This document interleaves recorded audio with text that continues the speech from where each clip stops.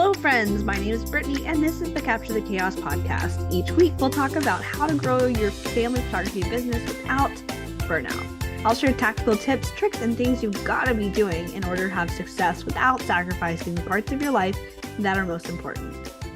All right, so if you don't follow me on social media, or if you haven't listened to any of my other podcasts talking about this, I took a break from all forms of social media during Lent this year. That's Instagram, TikTok, and Facebook. It was about 45 days long, give or take. I've been asked a lot of questions regarding my social media break, and I think it's really cool how curious people are about it. And I know it's something that kind of weighs on a lot of people's minds. We have this love-hate relationship with Instagram and Facebook. I love the community. I love the connections. I don't love the time suck. I don't love the judgment. I don't love the barrage of information that floods my brain every day. It's quite overwhelming. I'm going to share some of the most common questions I've been asked regarding my social media break. So the first one is, why the heck did I decide to give it up? First of all, it wasn't my idea. I was laying in bed one morning and I had such a clear command from God to just get off social media. And sometimes it's really hard to decipher if we're getting messages directly from God, but this is one of those moments, and it was so clear. I had this really loud thought pop into my head, and there's just no other way to explain it. I just knew immediately it was from God. So that very minute, I went over to Instagram and Facebook and I deleted all of my apps. I don't always obey, but I was very obedient in that moment. Yes, I was nervous and I questioned how it was going to go, but I just kind of leaned into it and let God show me the way. Even my husband was a little apprehensive for me. He asked what I planned to do about my business and if it was going to stay afloat, and I said, we'll see. Initially, it was just for a week, but I decided to go longer, and I got back on for a few days to wrap up loose ends and let people know. It was really funny because I gave it up on Monday, and by Friday, I was getting a lot of texts and messages asking what was going on. So I figured it would be helpful to just let people know. So how did it change my leads and my bookings? Well, honestly, it didn't change my bookings much. I had a few clients that I lost in that first week because I didn't have any kind of away message up to tell them where to go in order to contact me. So in the time that I was able, after I saw the message and was able to contact them, they booked someone else, which is fine with me, because I was able to focus my efforts on SEO, podcasting, just focusing on my life.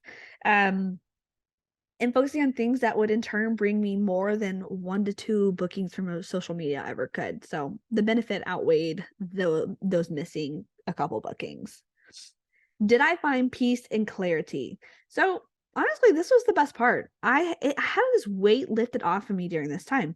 I wasn't worried what everyone else was doing, or how my posts were performing, or what I had to share that day or that week. My mind was just more at rest. One of my favorite outcomes of this break was just everything that happened during this time was of my own inner workings.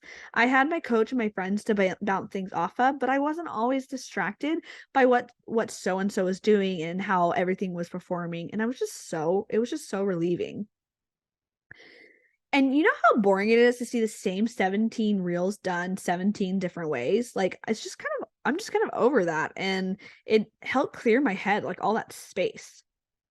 So the next question was, why do we use social media for our business if it's not as effective? And this came from a conversation I was having with my friend. We were kind of diving into a philosophical talk about why is it that why we're doing this?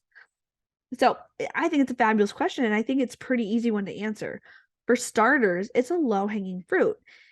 Instagram is just really easy to start your page when you start a business, and there's just not a lot of upfront setup with it. Now, what keeps us on there and what keeps us from spending time on more effective marketing platforms? Well, I think that question is a little harder to answer.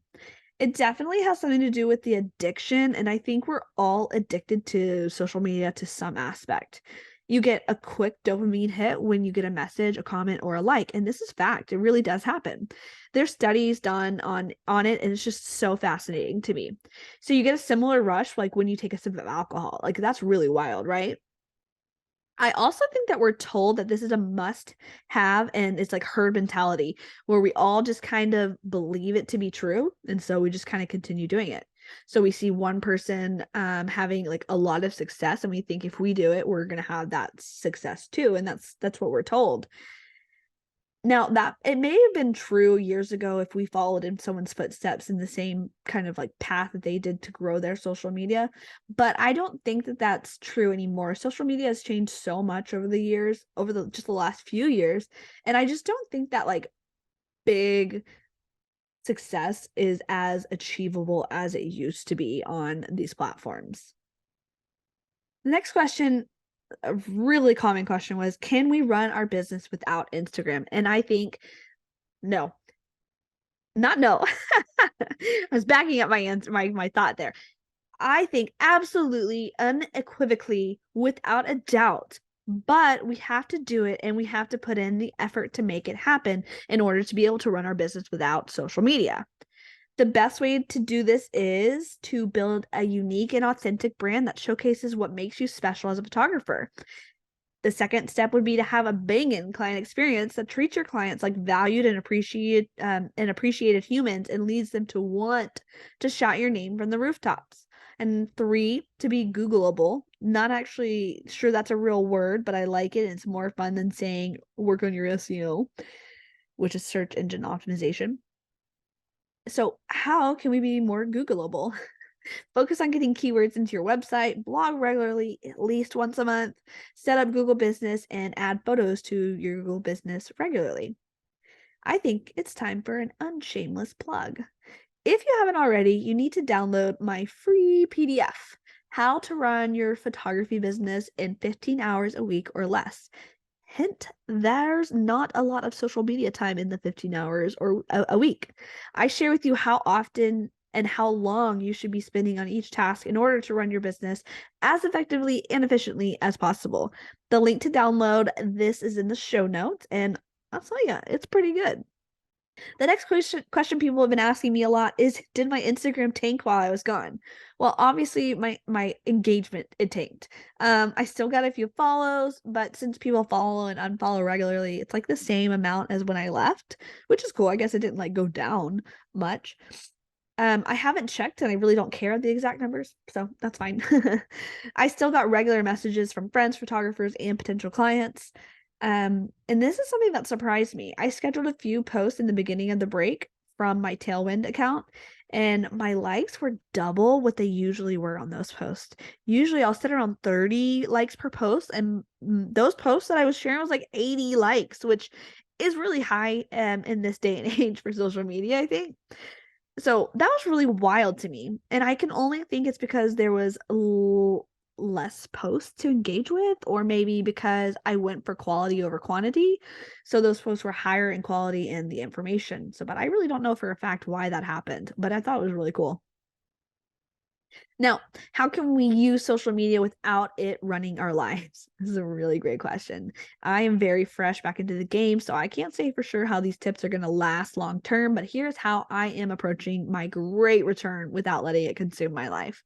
I've put a 15-minute restriction on all of my social media apps. So my phone tells me when I've been on the app for 15 minutes that day, total 15 minutes per the whole day, not for 1 minute, like for one sitting at all. So like after 15 minutes for the entire day, it tells me to get off. It reminds me that I'm done. 15 minutes has been plenty. It's been enough to get on, check some messages, and get off.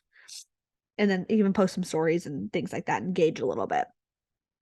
So I also want to intentionally open the app to check messages or post a story. And this might be tricky because it does really become a habit just to pick up my phone and open the app without thinking. If I do open it thoughtlessly, I plan to be intentional and immediately close it. And I've always done this though. I've turned off push notifications, so I'm not tempted to check it as often. So I think not seeing that red bubble helps me not want to pick it up and look and see what's going on. So it's not in my mind. I also did this from my emails. I turned off my email bubble, so I'm not always opening my phone to look at my emails. All right, so tell me, are you thinking about cutting down on your social media time or taking a break completely? I want to know. Feel free to message me on Instagram because I am back, baby. for now at least. Who knows how long that'll last. Thank you guys so much for joining me, and don't forget to download that free PDF, How to Run Your Photography Business in 15 Hours a Week or Less. It's a good one.